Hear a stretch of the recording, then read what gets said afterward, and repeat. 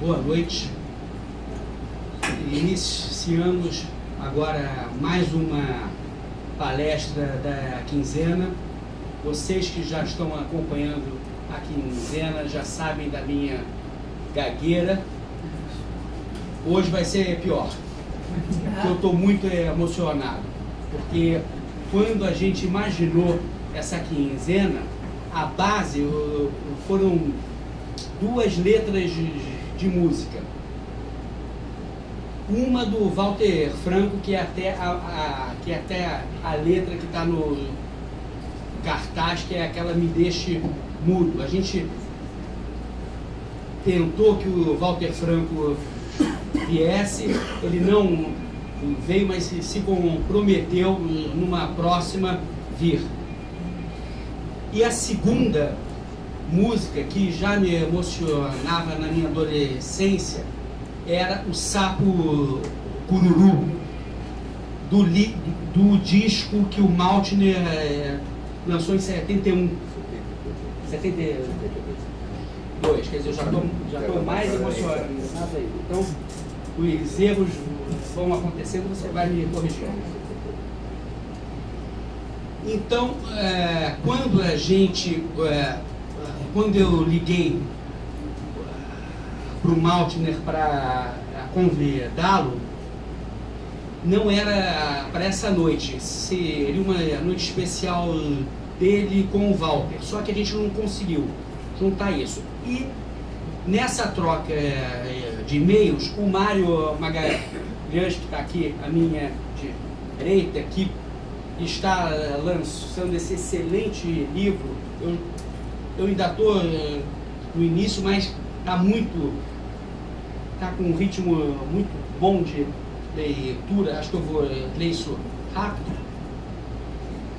Ele disse que tinha um dos guerrilheiros, não, um dos guerrilheiros, ele tinha como codinome Jorge, em homenagem ao Maltner. Então nós resolvemos juntar os dois.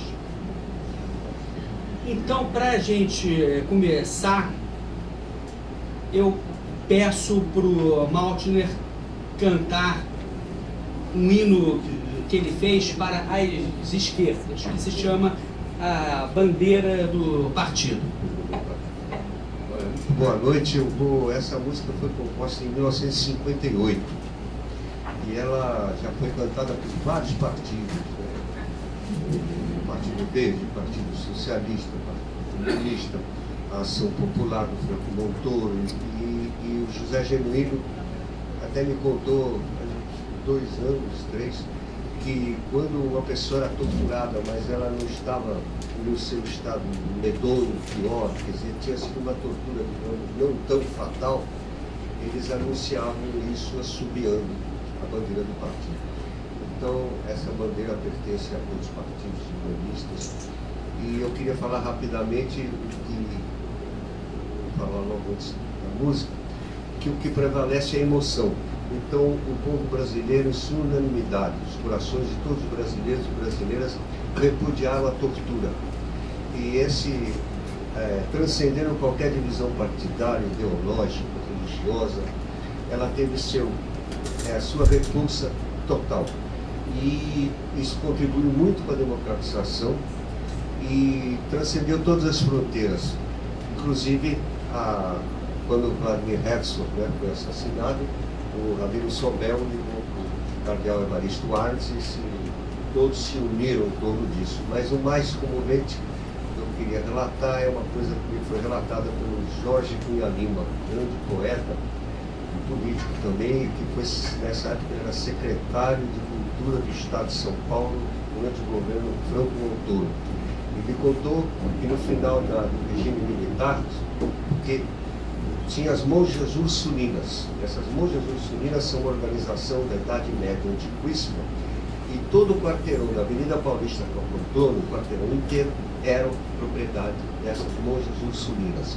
E o que tem é o seguinte: elas, como são uma ordem medieval, elas fazem o voto de se retirarem para a vida contemplativa e ninguém mais as pode visitar, ninguém. Só o Papa, claro, e o pai de cada uma delas uma vez na vida. Então ali a repressão não entrava. E elas quebraram o voto milenar para receberem os torturados. Eu só queria lembrar isso como exemplo máximo na floresta. Depois vou contar a bandeira do meu partido é vermelha de um sonho antigo, cor da hora que se levanta, levanta agora, levanta a aurora, leva a esperança, minha bandeira, tu és criança a vida inteira, toda vermelha, sem uma listra, minha bandeira que é socialista, estandarte puro da nova era, que todo mundo espera, espera, coração lindo no céu flutuando, te amo sorrindo, te amo cantando, mas a bandeira do meu partido vem entrelaçada outra bandeira, a mais bela, a primeira, verde e amarela, a bandeira brasileira.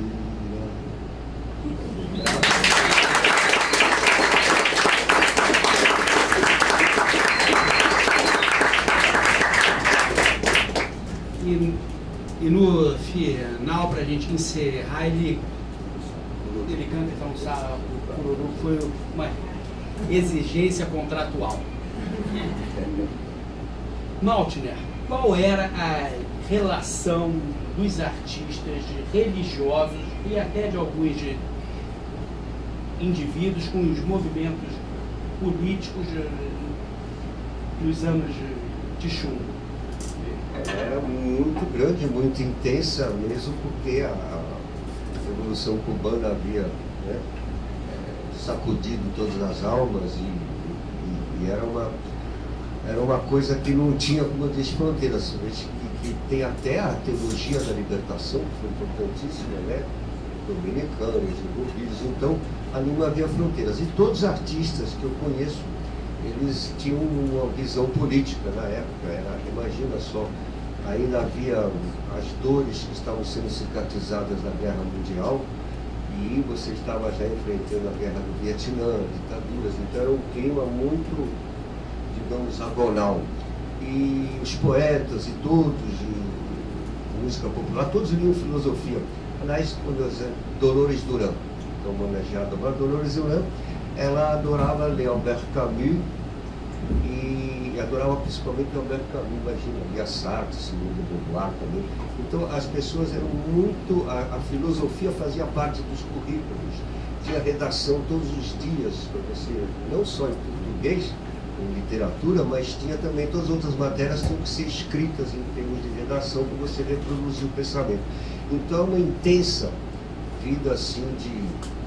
Em Brasília mesmo, Darcy Ribeiro era exemplo disso. Eu fui antes, cheguei em 59, 60 lá, a universidade ainda estava quase a céu aberto e o professor de arquitetura falava em música, de música falava de ciências, não havia, era uma fenomenologia no ar. O próprio Sartre, né, tinha enaltecido a Revolução Cubana em termos de filosofia e tudo, então havia uma grande motivação que criou toda essa década que hoje está absorvida nos direitos humanos gerais, eu acho. Então, isso tudo era muito importante, a militância das pessoas. Até mesmo pessoas se diziam de direita também, tinha até escolhas também, neonazistas já, então tinha essa uma radicalização dele. E lembrar que o próprio Ação Popular, os católicos de esquerda, muito atuantes, e o tempo todo era essa discussão. Você veja bem que o mundo todo estava em tumulto e, enfim, acho que essa situação era de grande solidariedade. Mas o povo brasileiro tem uma solidariedade especial. Eu não estou diminuindo o número de...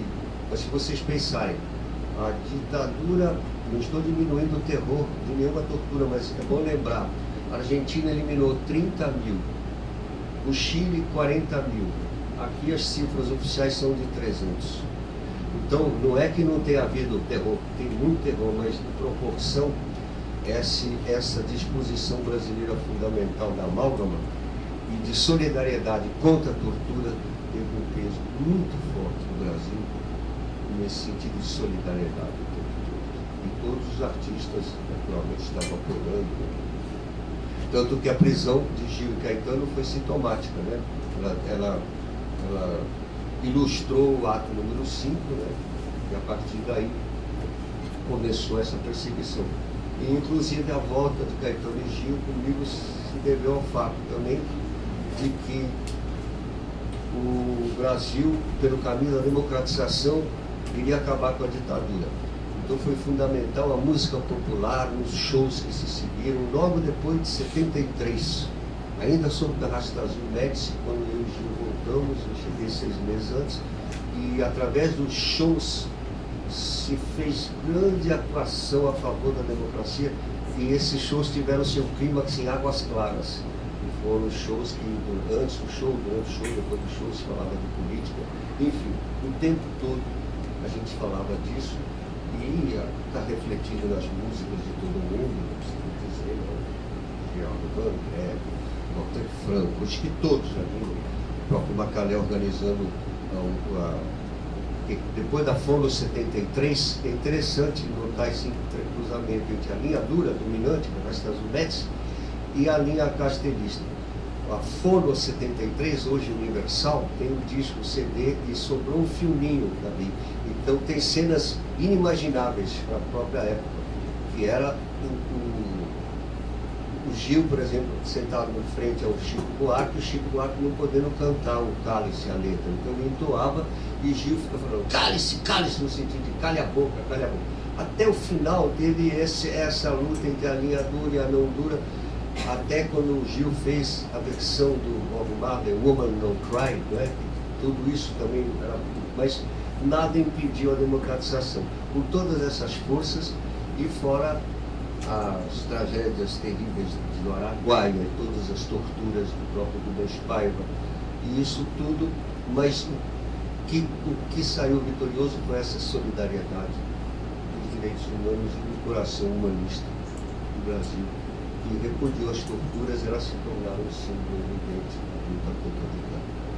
Então, e era um emaranhado de ideias de esquerda, imagina, não havia ainda União Soviética, havia pressões idealistas de todo tipo, de motivações, de idealismo, de choque de paixões, mas o que sobressai é essa solidariedade humana da amálgama do espírito. O povo brasileiro que repudiou as torturas, e como eu disse, com o Vladimir Herzog, Rabino Sobel, aliado com Evaristo Artes, e o gesto das monjas muçulmanas definem bem e ilustram o culturismo. O tempo todo, Dulce Maia foi a mais torturada pela minha companheira no Comitê Central do Marichenga, desde 62, e ela teve um gesto incrível, porque ela fez parte das primeiras prisioneiras trocadas por sequestro. Então, quando chegaram no México, todos os partidos, o PPR, todos queriam que os seus partidários fossem os primeiros, mas por unanimidade, sobrepujando também a votação partidária da esquerda, Dulce Maia foi aclamada a que mais foi torturada e foi a primeira a receber a libertação. Então são esses gestos que significam muito e acho que tem o heroísmo do Marighella, então o que você vai Mário, sobre o Marighella, né? A gente começa a ler o seu livro e tem nomes como Sartre, Miró, Godard, Glauber Rocha, Visconde, Augusto Boal, Norma Ben, Drummond, Dias Gomes. Na época da luta armada, ele conseguia ter todo esse tipo de relação? Como é que era? Alô? Vamos falar aqui, verdade? Boa noite. Muito obrigado ao Benjamin pelo convite. É uma honra estar com o Maltner aqui. Estava falando para ele que eu fiz uma grande besteira uns 5 anos atrás, que foi me desfazer do meu toca-discos e dos meus discos de vinil. Senão eu teria uma pilha aqui de autógrafos para pegar com ele. E também muito legal, além do pessoal de casa, do prédio, e de uma personagem ilustre do livro, que é a Vera Gertel, que está aqui. Eu estou vendo a Solange também, irmã do meu melhor colega de faculdade. Eu não vejo a Solange há 20, 25 anos, por aí.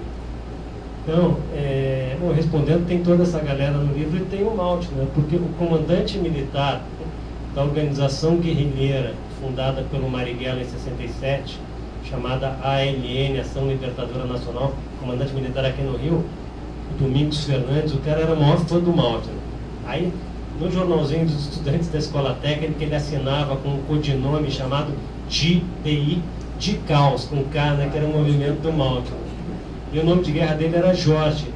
Era muito jovem e era muito natural os, então, militantes da luta armada homenagearem os seus ídolos. Em São Paulo, um subcomandante militar da ALN, as forças de segurança, a polícia e as forças armadas nunca conseguiram resolver a seguinte charada: quem era o Teixeira e quem era o Humberto, que participavam de muitas ações e tal, até, eles nunca descobriram. Eles mataram esse guerrilheiro chamado Carlos Eduardo Pires Fleury, mas eles nunca resolveram o quebra-cabeça. Na verdade, não era Teixeira e Humberto, era um cara só, fã do Humberto Teixeira, grande genial compositor cearense, autor da letra, né, dos maiores sucessos do Luiz Gonzaga e Asa Branca, e bom, tinha esse nome de guerra, né, que era Humberto ou Teixeira. Amanhã vai estar aqui o Carlos Eugênio Clemente. Clemente é um nome de guerra, e é uma sacanagem de vascaíno, do Jorge, né, do Jorge guerrilheiro, que é vascaíno. Ele não está aqui hoje porque ele mora em São Paulo.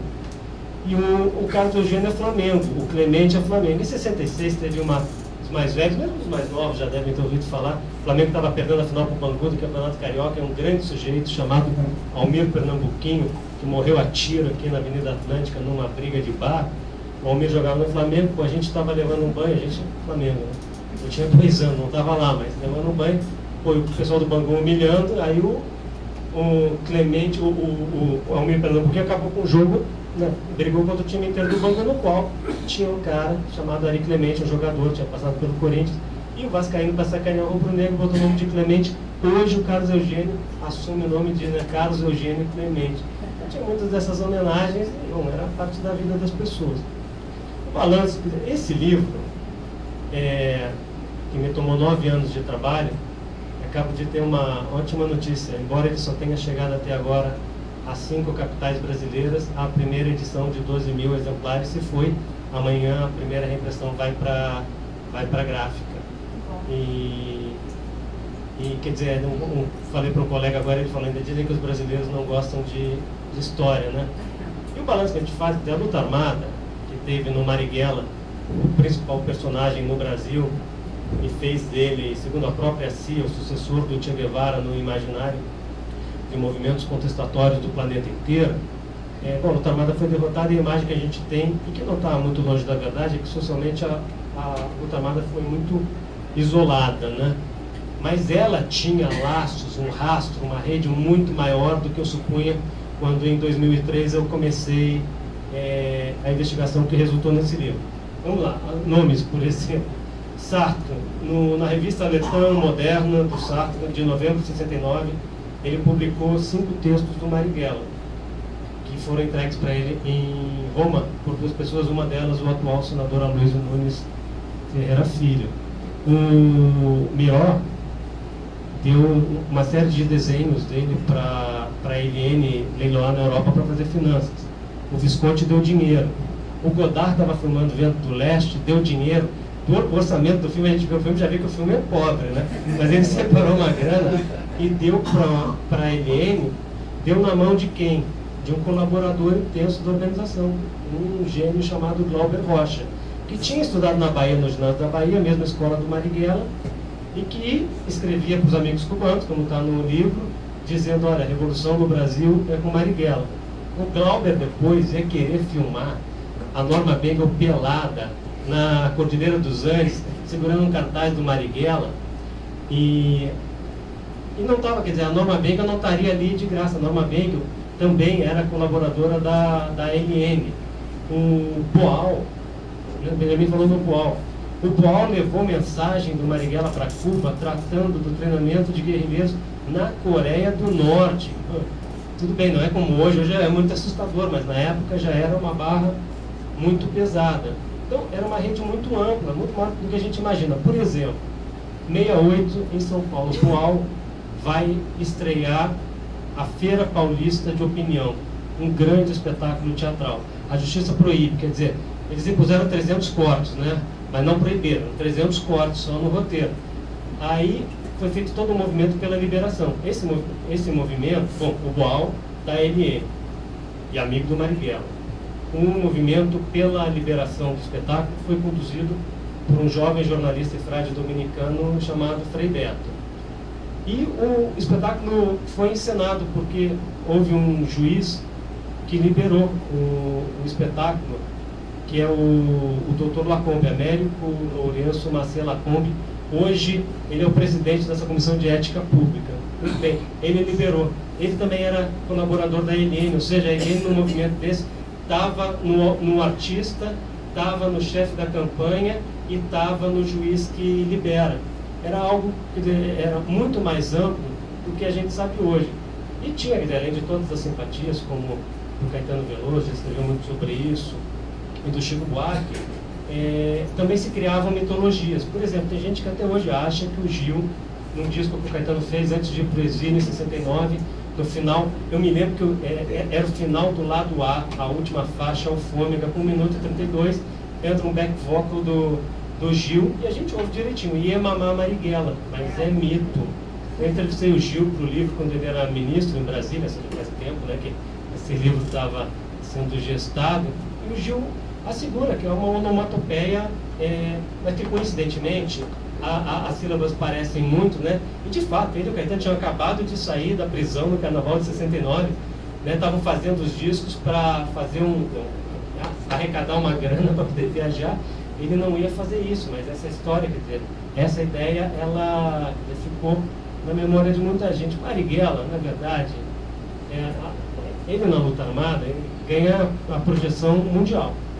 Tirando artistas e jogadores de futebol ou esportistas como Ayrton Senna, é impossível fazer uma lista dos 5 brasileiros de maior projeção no exterior no século XX sem o Marighella.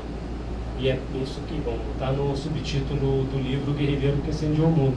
Mas essa relação do Marighella com a cultura vem de muito longe, porque o Marighella era da Bahia.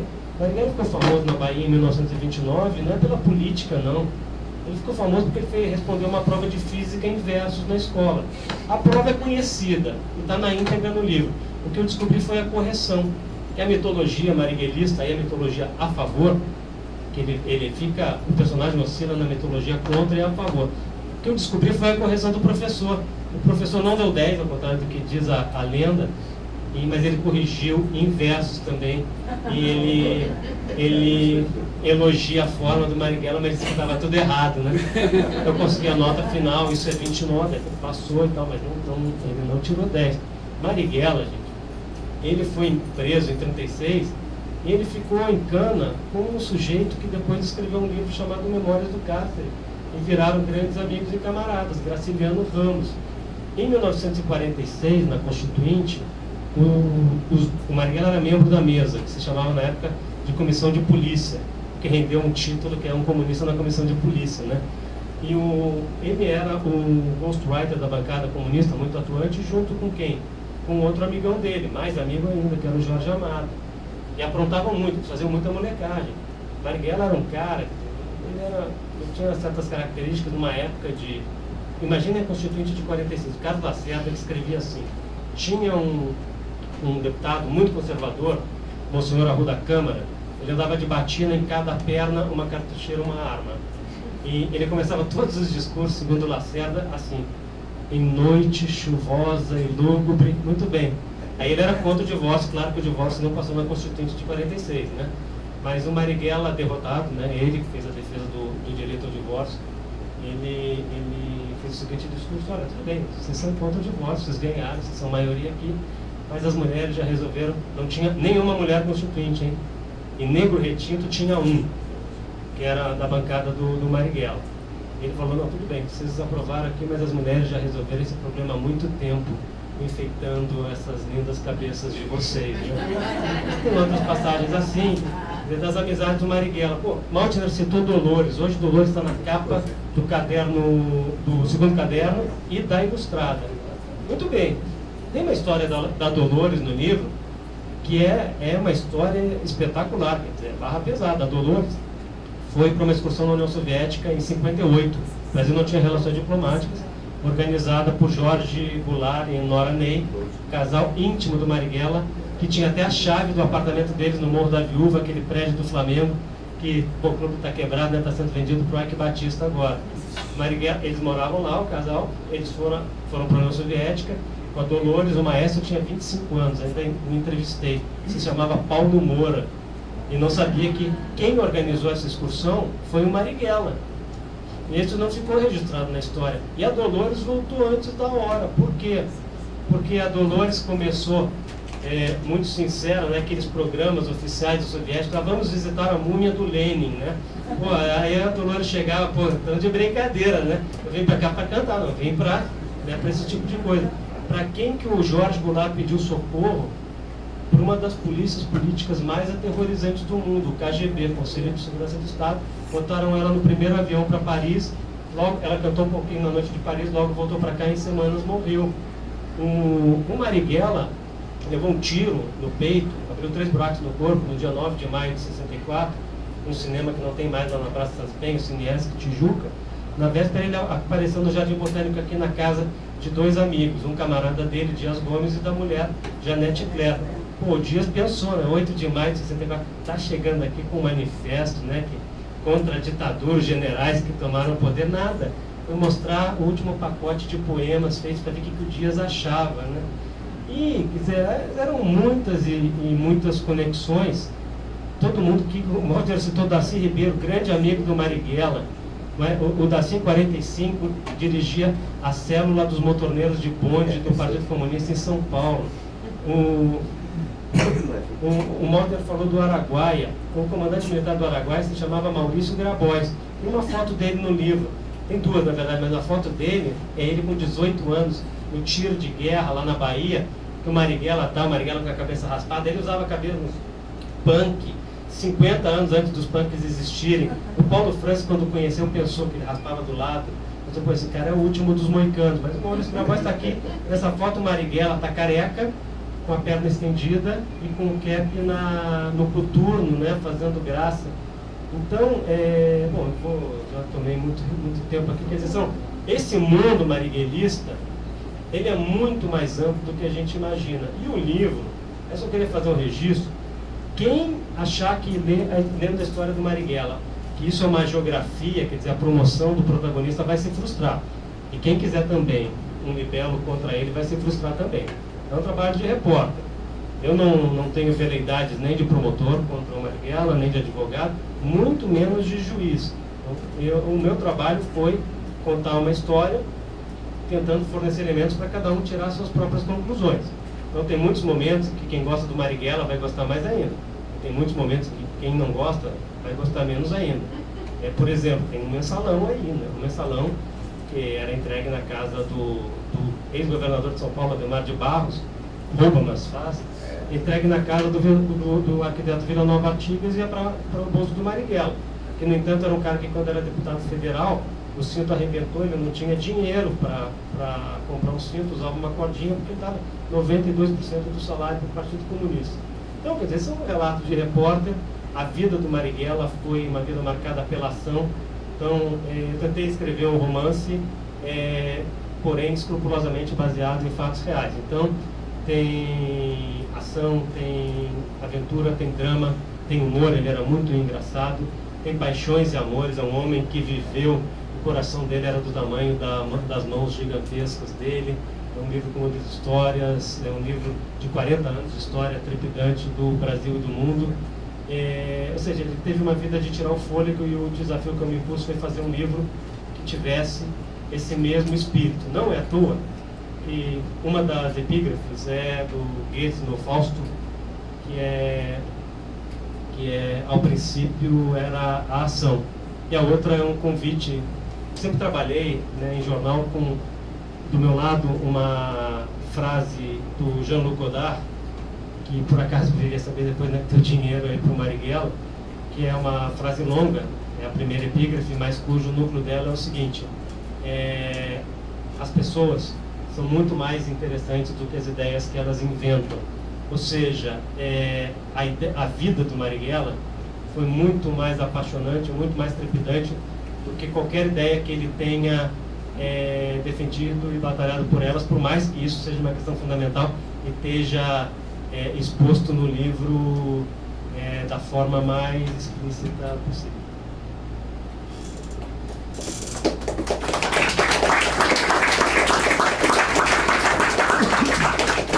Mas, Mário, como é que foi realmente a morte dele?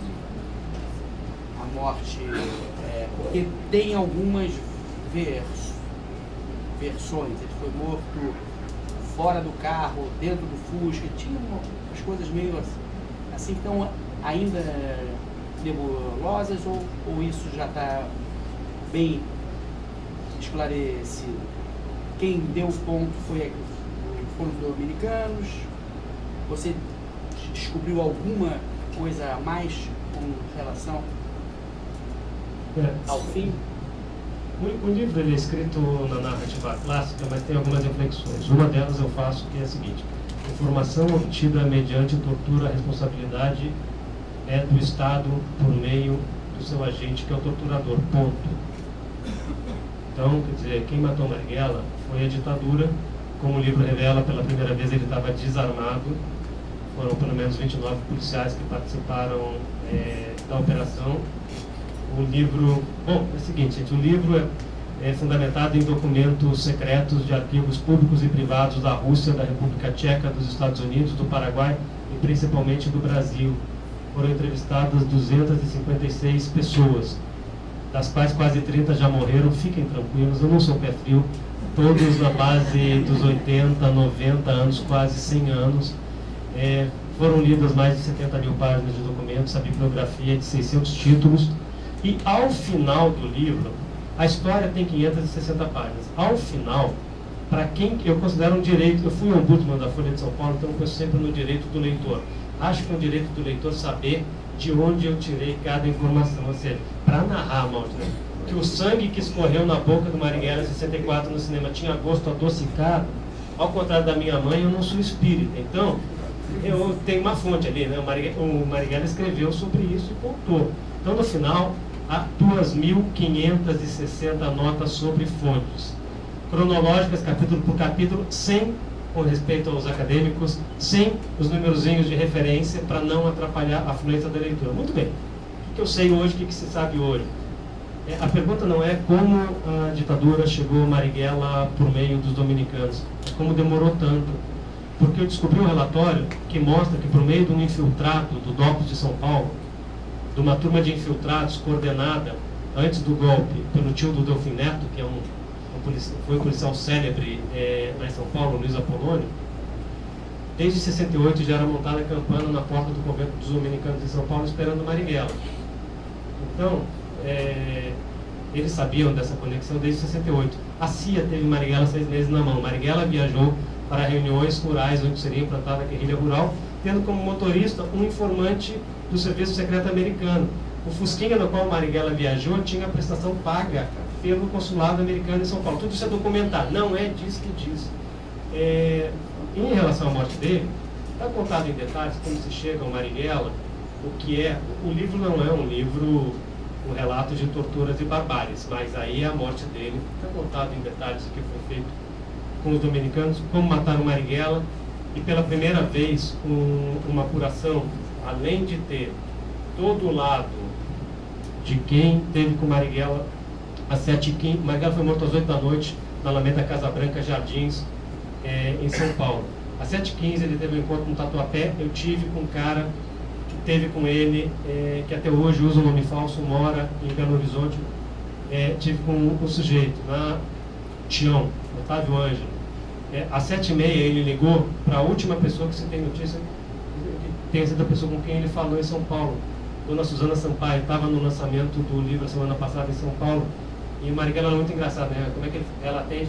Alô, aqui é o Maluf, porque tinha um jovem prefeito, Paulo Maluf, e foi o último nome de guerra do Marighella. Então, quer dizer, esse relato eu consegui recuperar, mas tão importante quanto isso foi achar os matadores. Né? Então, eu entrevistei os matadores, está identificado, tem foto do sujeito que atirou, esse já morreu, do delegado que comandou a operação, o delegado Fleury, e o livro tem até eu falei até com o sujeito que entrevistou o Marighella, porque havia muitas pistas de que o Marighella estava desarmado, ao contrário do que contam todos os livros de história, incluindo o de historiadores memorialistas e militantes de esquerda. Havia muitas pistas documentais de que o Marighella estava desarmado, até chegar aos policiais. Eu me lembro, foi em 2011, 8 anos para chegar nisso, numa madrugada em São Paulo. Esse ex-policial muito importante, eu falei, pô, e o 32, como é que vocês pegaram? Aí o cara falou, isso não está, essa explicação não está no livro, estou contando para vocês. Ele estava desarmado. Não, eu falei, não estava. Ele estava com 32 Rossi, que depois, 22 dias depois, foi para a perícia, não tinha marca nenhuma, não tinha sido usado. E o cara falou, pô, eu já te falei que estava desarmado. Eu falei, senhor, é o seguinte, o senhor está esquecido. Eu li pela última vez, há 2, 3 dias, todos os laudos da morte. E o cara falou, porra, eu estou te dizendo, isso é mentira, né? Que hoje é dono de uma empresa de 2.500 funcionários. Ele falou, estou te dizendo isso. Eu falei, mas como o senhor sabe? Ele falou, pô, olha o relatório, olha o meu peso nessa história. Quem revistou o Marighella fui eu. Então a morte de um homem desarmado, ela está aí. Assim como está a morte em 70 do segundo, do companheiro do Marighella que dirigia a Helene Coelho Toledo, Joaquim Câmara Ferreira, padrinho de casamento da Vera Gertel, e que teve com o Toledo dias antes dele ser morto. 13 dias, se você falou, então é o que está no livro. E eu consegui chegar a uma pessoa que nunca tinha dado uma entrevista, que foi a única testemunha popular que falou até hoje da morte do Toledo na tortura, que é uma baiana, amiga da Vera, chamada Maria de Lourdes Rego Melo, que o Caetano Veloso chama de Lourdinha, que foi colega de filosofia dele lá na Bahia, escreveu uns artigos sobre ela no ano passado. Olha ele aí, ó, amigo de Lourdinha chegou. Na hora, que coincidência.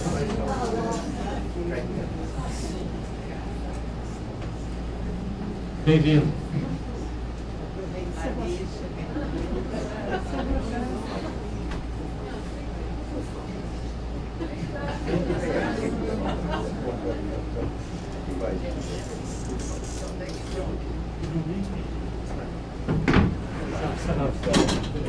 Eu vim assistido.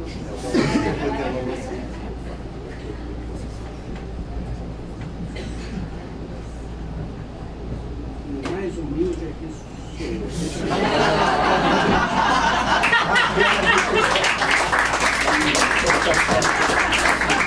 sou eu. Bom, então Chegou o Caetano, a Lourdinha, amiga dele, numa cidade pequenininha chamada Governador Mangabeira. Eu nem sabia que existia. O Governador Mangabeira sabia, foi apoiado por Marighella na eleição de janeiro de 47 para o governo da Bahia. A Lourdinha me recebeu e contou essa história que nunca ninguém tinha contado, que ela presenciou a morte do Joaquim Câmara Ferreira em 1970, e foi mais ou menos o fim da Helene. E é uma mulher fabulosa, que o Fleury, o delegado Fleury, na revista Manchete, certa vez fez referência a ela, dizendo que nunca tinha visto tanta resistência. Eu a chamo de Dona Maria de Lourdes, a Vera, amiga dela, a chama de Lourdes, e o Caetano a descreveu como Lourdinha. Bom, Maltner, você me contou, ali quando a gente estava cafezinho, tá? Uma história que eu nunca tinha ouvido do Mário Schemberg, um ano antes do golpe. Foge um pouco, mas não foge, né? Não foge porque, inclusive, o Esse texto... é o Mário. É o seguinte, Mário, você falou, inclusive, que o discurso do Cabo Anselmo foi escrito, é isso que você fala, né? Por favor, é o seguinte, eu em 56, no Partido Cláudio Conká, que era anarquista, pacifista. Em 1962, depois do lançamento do Chico da Morte, eu fui para o Comitê Central do Partido Comunista Brasileiro, pela mão do professor Mário Schemberg, na célula Aguilar, eu fazia parte, e Dulce Maia, a que eu me referia, e o Mário Schemberg. Nós tivemos reuniões culturais, a intensidade da cultura, da ciência ali. Ele era um cientista que trabalhou com Einstein. Einstein disse que só ele, Mário Schemberg, poderia continuar a obra dele, Einstein, mas ele preferiu, veja o ardor dos corações, ele preferiu ser deputado de Pernambuco pelo Partido Comunista aqui no Brasil e se dedicar à interação. Então, imagina, você tinha teoria da relatividade, o mundo quântico, as artes, todas reunidas no tempo todo, os próprios artistas, arquitetos, fazia parte.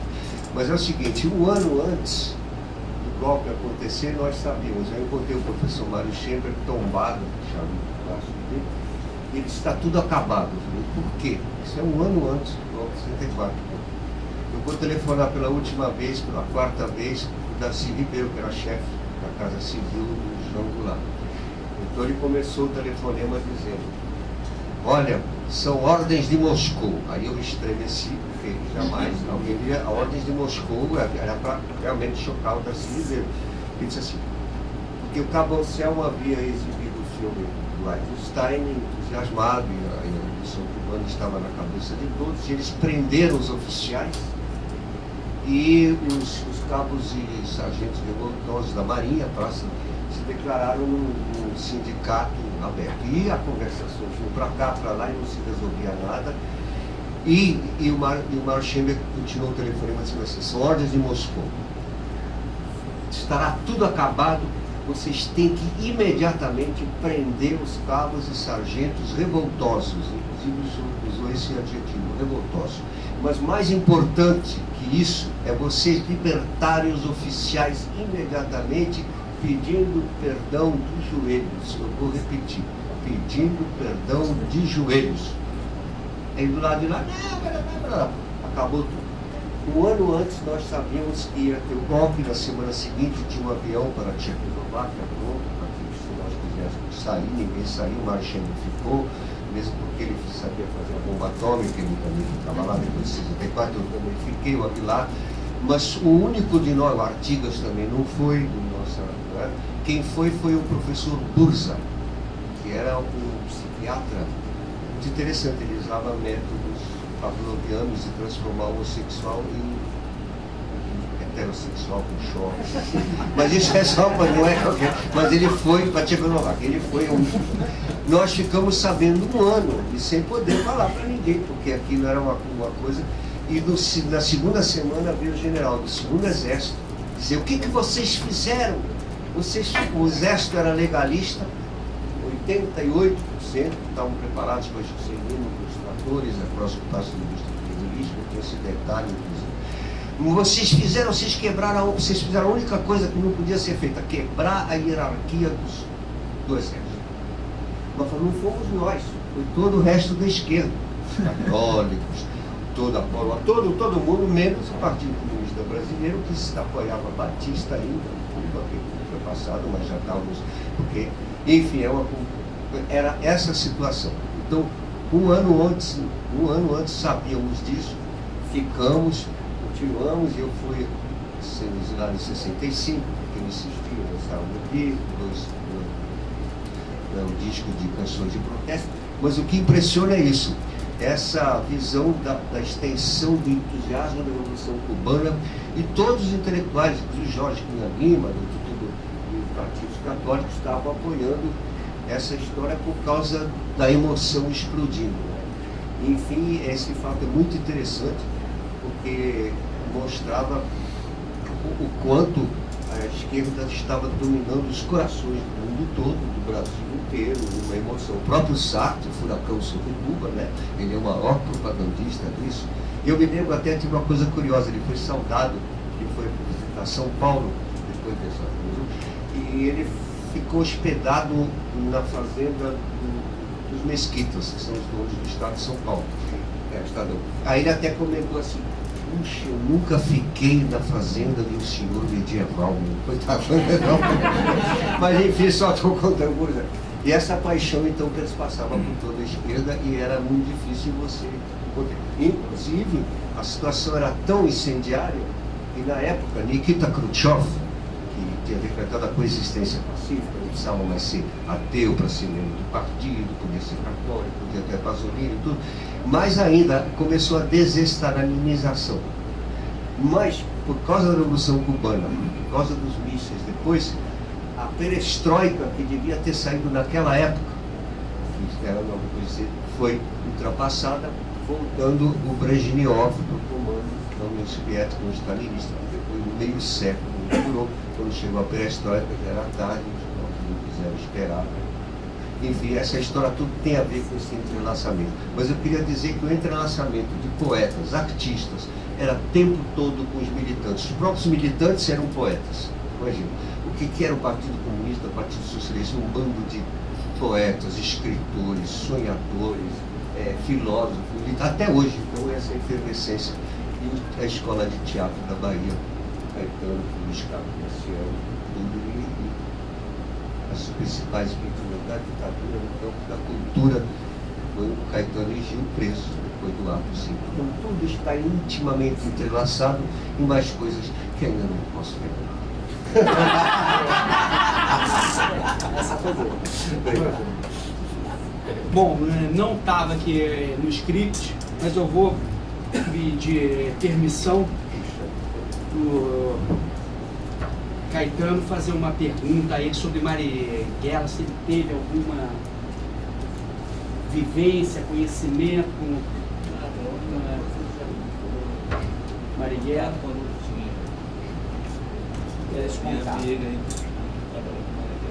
Mas houve alguma relação sua, houve alguma relação sua com a ALN?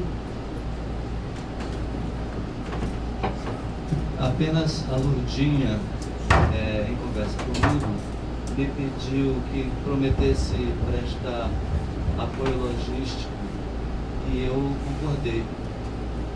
Mas acho que 2 meses depois eu fui preso. Mas não por isso. Fui preso sem que se soubesse disso.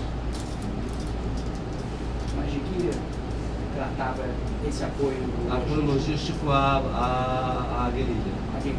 Quer dizer, ao movimento clandestino de esquerda da ALN.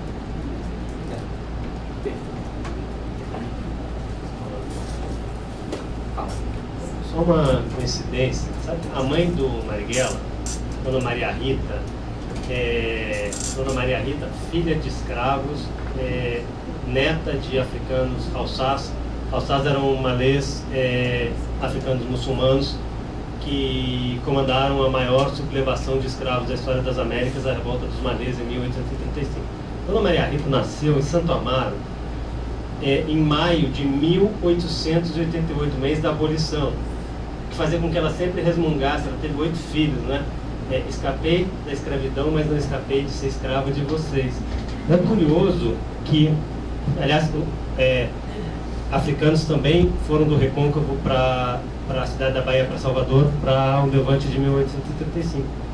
Todos os laços da família Marighella com a mãe negra se perderam, porque nunca um parente foi à casa dela, porque ela foi dada jovem, né? Dada é uma expressão muito ligada à escravidão, foi dada para uma família francesa.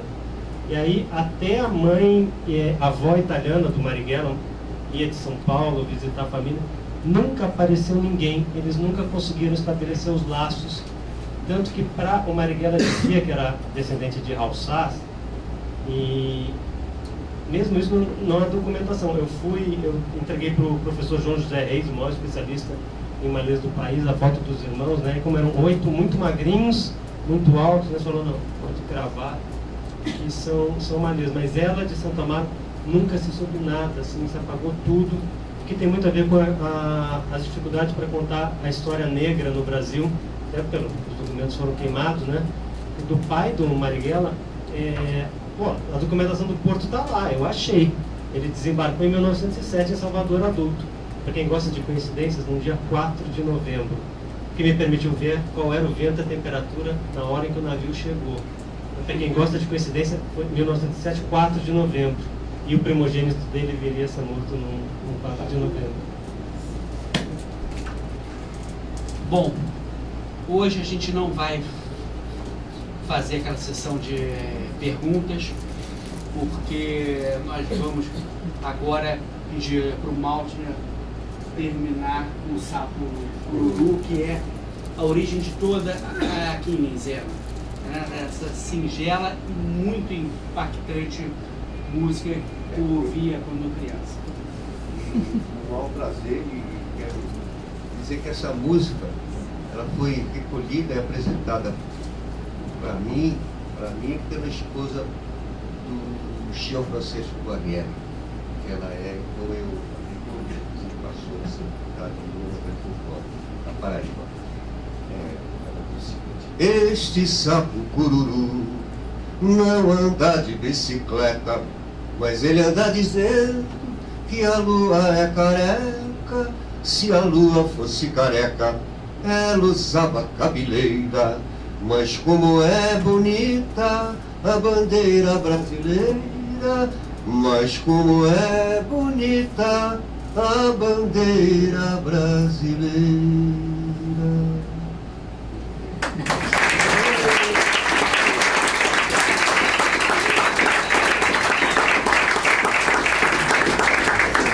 Gente, para terminar, a gente avisa que amanhã vai estar aqui o Carlos Eugênio Clemente. Nós vamos falar do caso Boylicen e do Márcio Toledo.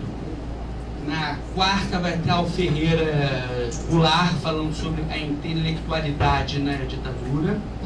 Na quinta vai estar o Daniel Arão Reis falando a memória da esquerda.